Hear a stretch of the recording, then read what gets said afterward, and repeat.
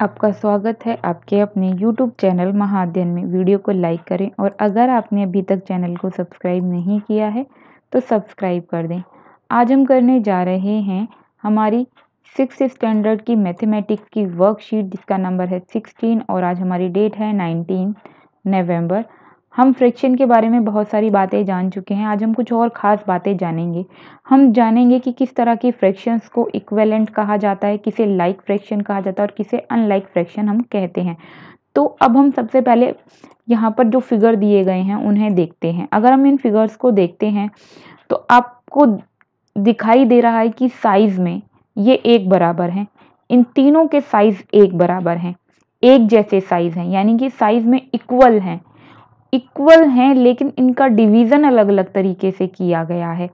पहले वाले को दो हिस्सों में बांटा गया है और टू पार्ट्स में डिवाइड होने की वजह से इसको हमने जब फ्रैक्शन में लिखा तो ये आया 1/2।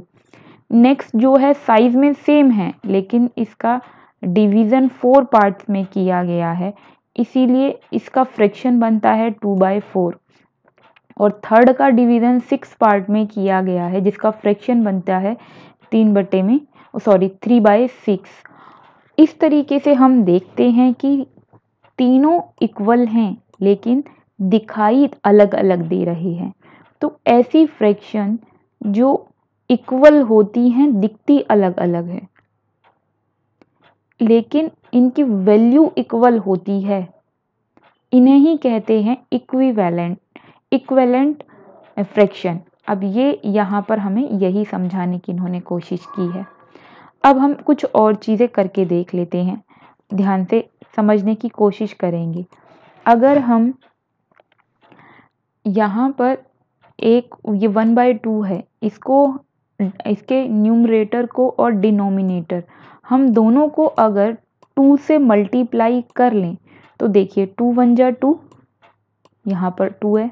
फिर अगर हम डिनोमिनेटर को मल्टीप्लाई करेंगे तो 2 2 जा 4, तो आ गया कितना 2/4।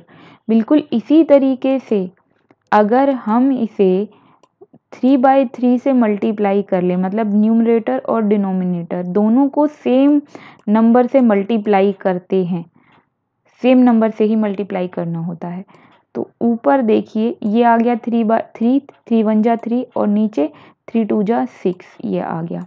तो इसका मतलब अगर हम किसी भी फ्रैक्शन को के न्यूमरेटर और डिनोमिनेटर को सेम नंबर से मल्टीप्लाई करते हैं तो जो भी हमें फ्रैक्शन मिलती है वो उसके इक्विवेलेंट होती है। मैं रिपीट कर देती हूँ, हम किसी भी फ्रैक्शन के न्यूमरेटर और डिनोमिनेटर को सेम नंबर से मल्टीप्लाई करते हैं तो जो भी नई फ्रैक्शन हमारे पास आती है वो पुरानी फ्रैक्शन के इक्विवेलेंट होती है।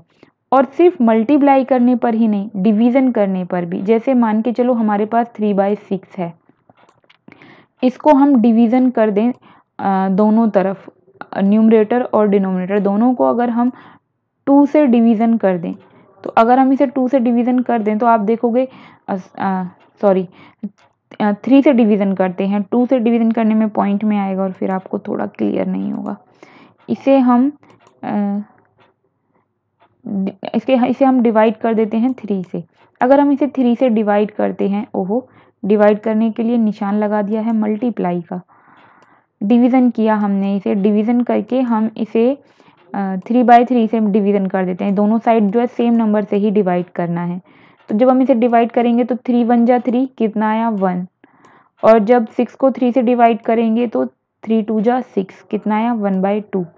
तो इस तरीके से आप देखते हो कि एक फिर से जो हमारे पास फ्रैक्शन आई वो इक्विवेलेंट है, मतलब आप मल्टीप्लाई कीजिए या फिर डिवाइड कीजिए, दोनों ही कंडीशन में जो नई फ्रैक्शन हमारे पास आती है वो इक्विवेलेंट होती है। तो आपको ये याद रखना है इक्विवेलेंट फ्रैक्शन किसे कहते हैं। और यहाँ पर आपको यही मल्टीप्लाई और डिवीज़न करके दिखाया गया है। अब बढ़ते हैं आगे। इक्विवेलेंट फ्रैक्शन को जानने के बाद मैं आपको बताती हूँ कि लाइक फ्रैक्शन और अनलाइक फ्रैक्शन किसे कहते हैं। अगर आप इन नंबर्स को देखें जो 0.1 में दिए गए हैं, इन सब के डिनोमिनेटर सेम है, 3/5, 1/5, 2/5, 4/5, 6/5। बिल्कुल इसी तरीके से आप सेकंड को देखेंगे तो इन सब के न्यूमरेटर अलग अलग हैं, डिफरेंट हैं। 3/4, 5/6, 1/3, 4/7, 9/9 अलग अलग दिए गए हैं। तो ऐसी फ्रैक्शन जिसमें सबके डिनोमिनेटर सेम होते हैं उसे कहते हैं लाइक फ्रैक्शन। और ऐसी फ्रैक्शन जिसमें सबके डिनोमिनेटर अलग अलग हैं, डिफरेंट हैं, उसे कहते हैं अनलाइक फ्रैक्शन। और यही आपको इस यहाँ पर ये सिखाया गया है। अब बढ़ते हैं आगे। मैं उम्मीद करती हूँ आपको बात समझ में आ गई होगी। हमने क्या सीखा वो देख लेते हैं। यहाँ पर इन्होंने हमें कुछ फ्रैक्शंस दी हैं और कहा है कि उनके इक्विवेलेंट 3 फ्रैक्शंस हमें बनानी है। तो 1/6 अगर हम 2 से मल्टीप्लाई कर दें डिनोमिनेटर और न्यूमरेटर दोनों को, तो हमारे पास एक नई आ जाएगी। इसी तरह से फिर 3 से, इसी तरह से फिर 4 से। हम 2, 3, 4 सबसे इसको मल्टीप्लाई कर लें 3, तो 3 हमारे पास नई फ्रैक्शन आ जाएंगी। अब मैं यहाँ पर आपको एक बात बता देती हूँ कि अभी तक हम आज छोटे छोटे नंबर से मल्टीप्लाई कर रहे थे,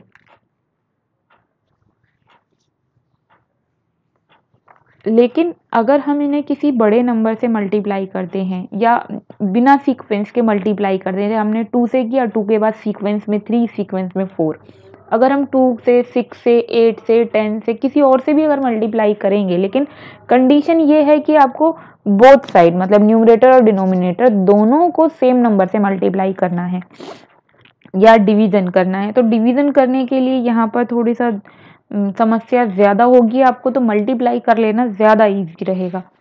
तो ये क्योंकि बड़ा नंबर छोटे छोटे नंबर हैं, अगर बड़े नंबर होते तो हम इक्विवेलेंट फ्रैक्शन निकालने के लिए डिवाइड कर लेते। तो चलो मैंने आपके लिए इसका आंसर यहाँ पर ये कर दिया है और आप यहाँ से इसका आंसर कर लीजिए।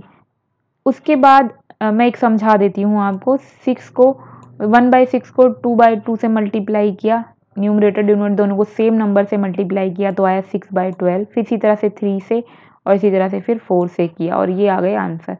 तो अभी आपको क्या करना है, करना सिर्फ ये है, आपको यहाँ से ये आंसर कर लेने हैं। उसके बाद अब मैं आपको बता देती हूँ लाइक और अनलाइक फ्रैक्शन के बारे में। इन्होंने हमसे पूछा है कि आइडेंटिफाई करके बताओ आपको आया या नहीं आया।